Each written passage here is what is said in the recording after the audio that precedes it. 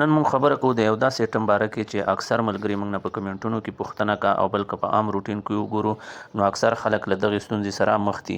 نو موږ هم لازمه وګڼله چې په دغه ایټم باندې یو ویډیو جوړه کړو تر څو تاسو ترې پوره فایده واخلئ. نو تاسو دوستانو څخه بیا هم یوه هیله کوو که تر اوسه مو زموږ چینل میډیسن ان پښتو ویث فیاض نه وي سبسکرایب کړی مهرباني وکړئ دغه چینل ځان سره سبسکرایب کړئ تر څو دې ته ورته نورې ښکلې ویډیوګانې موږ ستاسو مخې ته راوړو.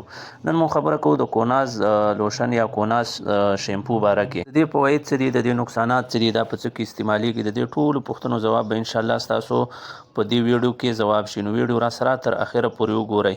نو که موږ وګورو اکثر که هغه زنانه وي که هغه هلکان وي که هغه سړي وي د هغو سر کې پخه ډېره وي هایر ډنډراپ چې ورته وایي په سر کې پخه وي د هغو ویښته ماتیږي ویښتې غورځېږي.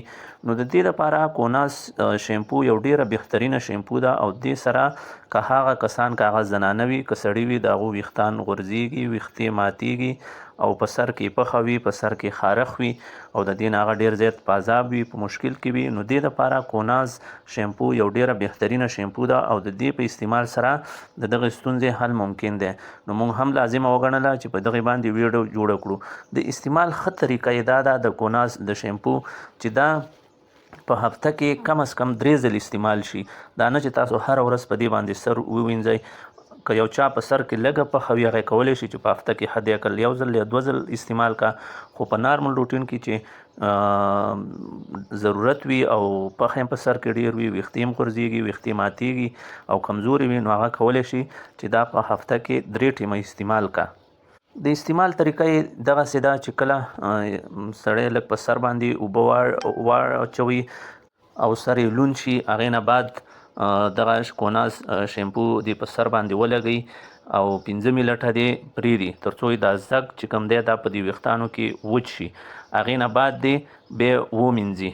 نو دې سره به یې دغه د کوم دغه پخه چې ده په سر کې ویښتان یې ماتیږي غورځېږي دغه مشکل به یې حل شي. لږ اسانه طریقه ده.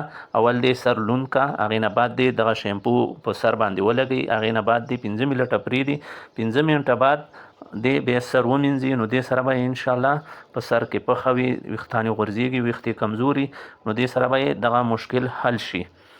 کله چې په سر کې مطلب پخه ختمه شوه مشکلات ختم شو هغې نه بعد کولی شي چې دا کوناز شیمپو پرېږدي او بیا چې کومه عام شیمپو دا په خپل ژوند کې استعمالوي بیا کولی شي چې د دې شیمپو استعمال وکړه.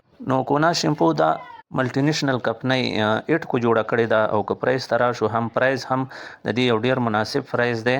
دا چې دی په 348 روپۍ یا په 348 روپۍ باندې یو دانه ده. نو پرایز هم مناسب دی او بل مشکلات چې کوم چاته د سر وي هغه هم ختموي او نقصانات هم نشته. نو دا ډیره ښه شیمپو ده او تاسو کولی شئ چې د دې استعمال وکړئ. نو له تاسو دوستانو څخه بیا هم موږ یوه هیله کوو چې دغه زموږ چینل ځان سره لایک شیر او سبسکرایب کړئ تر څو دې ته ورته نورې ښکلې ویډیوګانې موږ ستاسو مخې ته راوړو. نو تر بلې ویډیو پورې ما فیاض خان ته اجازت راکړئ.